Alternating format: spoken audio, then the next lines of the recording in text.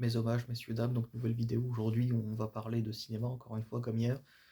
On va aujourd'hui aborder le film Le Diable s'habille en Prada 2, avec des acteurs, somme toute, assez prestigieux, qui étaient déjà dans le premier film. Donc il y a Anna Thaoué, qui jouera la protagoniste, avec Meryl Streep, Stanley Tucci et Emily Blunt. Donc déjà, il faut parler du premier film pour comprendre le deuxième. Donc dans le premier film, on suit Andy, donc Anna Thaoué, qui est une jeune journaliste qui est amenée à travailler pour Runway, un magazine de mode. Donc elle va travailler donc avec pour plutôt pour Miranda Priestly, qui est très exigeante, qui harcèle un peu ses employés, hein, pour être honnête, elle les malmène.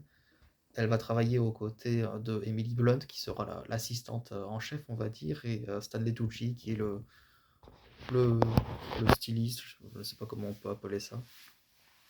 Et donc voilà, dans ce premier film, elle va devoir faire l'impossible pour satisfaire les exigences toujours plus grandes de Miranda. Et dans le deuxième, qui se déroule vraiment 20 ans plus tard, on voit que Andy a travaillé pour un journal avec une carrière quand même assez accomplie, puisqu'elle reçoit un prix. Et le jour même où elle reçoit ce prix-là, elle reçoit un message ainsi que toute son équipe pour dire qu'en fait elle est licenciée.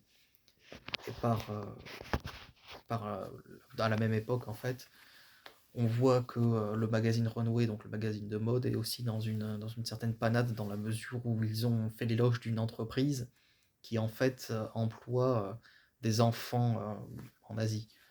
Et donc forcément, ça crée une polémique.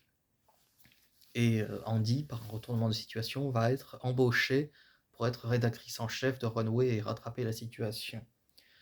Donc ça, c'est la situation du début du film. Et on peut déjà remarquer quelque chose de notoire, c'est que Miranda a apparemment changé, bien qu'elle soit toujours aussi froide et calculatrice, on va dire. Elle est beaucoup moins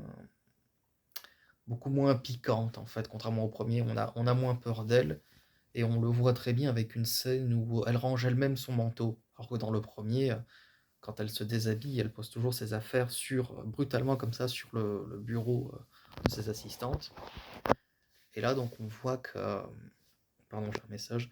On voit qu'elle range elle-même son manteau, et j'ai trouvé ça assez représentatif du film, qui manque en fait de beaucoup de piquant. Le film est trop lisse, Miranda n'est pas vraiment acerbe, et puis on sent aussi qu'il n'y a pas trop de pression pour Andy.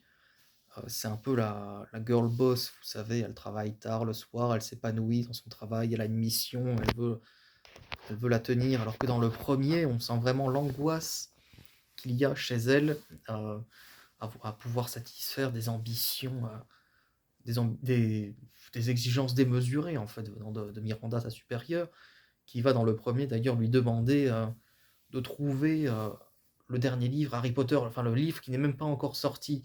Donc Andy va devoir œuvrer, trouver des contacts pour pouvoir imprimer le manuscrit, je crois que c'est le septième d'ailleurs, et elle devra l'envoyer le- spécifiquement le donner euh, dans le domicile de Miranda, sans monter à l'étage, alors que les jumelles de Miranda, disent ah oui, viens, monte. Enfin, il y a toujours plein de rebondissements qui font que à tout moment, euh, Andy peut sortir des bonnes grâces, si on peut dire, de Andy peut sortir des bonnes grâces de Miranda, donc c'est très spécial.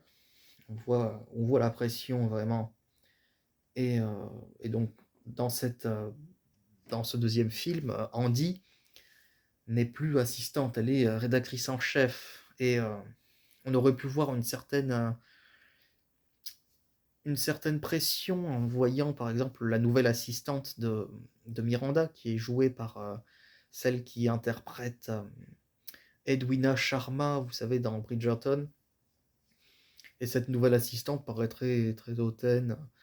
Elle n'est pas du tout débordée par son travail, donc on a l'impression vraiment que c'est l'alter ego de Miranda, quoi. Moi, j'aurais bien aimé qu'on voit vraiment, en fait, oui, une crainte de sa supérieure. Et il y a aussi un aspect qui m'a choqué, c'est que Maintenant, Andy s'habille vraiment à la mode. Moi, j'aurais bien aimé, si j'avais réalisé le film en tout cas, j'aurais fait en sorte que certes, elle s'habille à la mode, mais à la mode des années 2000, et qu'entre-temps, forcément, on est en 2026 maintenant, les standards ont évolué. Ça aurait été marrant de voir qu'elle doit refaire toute sa garde-robe, mais on n'a pas vu ça, ce qui m'a quand même, oui, un peu navré. Et, euh, et donc au milieu du film, il va y avoir un rebondissement, hein, que je ne vous partage pas, parce que sinon ça va tout vous le divulgacher. Mais je peux vous dire déjà qu'il va y avoir évidemment une romance avec un homme qui a rénové en fait le nouvel appartement de Andy. Et cette romance ne comprend pas vraiment de rebondissement. Dans le premier film, Andy sort avec un cuisinier, et celui-là est vraiment navré de voir à quel point elle est débordée par son travail. Elle n'a plus de temps du tout à consacrer à sa relation. Et là, non, il n'y a pas vraiment de problème. À un moment, elle parle un peu désagréablement à son mec, dans le deuxième. Et il dit: ah bon, tu viendras me parler quand tu voudras, et puis ça s'arrête là. J'aurais bien aimé voir une dispute, au moins une dégradation graduelle de la relation. Mais il n'y a rien de tout ça. On se doute qu'à la fin, ils vont être ensemble, hein. Les scénaristes ont essayé de créer un problème, hein, pour que ce soit haletant, mais ça ne marche pas. Donc oui, franchement, peu de, peu de moments drôles, on va dire, et d'anxiété dans ce film-là, qui pourtant, ses sentiments étaient prégnants dans le premier film. Il y a une scène que j'ai bien aimée, c'était le défilé de mode à la fin, avec Lady Gaga. La chanson était plutôt bonne, puis on voyait, on n'a pas trop vu en fait les tenues, on les voyait passer comme ça. Et j'aurais bien aimé qu'on voit davantage les habits des mannequins en l'occurrence, qui d'ailleurs avaient la réputation d'être plus body positive, comme dit Miranda. Mais j'ai trouvé les mannequins en somme très représentatifs de la tendance, hein, maigres, grandes et compagnie. Donc voilà ce que je pouvais dire sur Le Diable s'habille en Prada 2. Ce n'est pas un film que j'ai forcément beaucoup apprécié, je n'ai pas ri. C'est regardable, hein, mais sans plus, voilà. Donc je vous remercie de m'avoir écouté, et puis je vous dis à bientôt.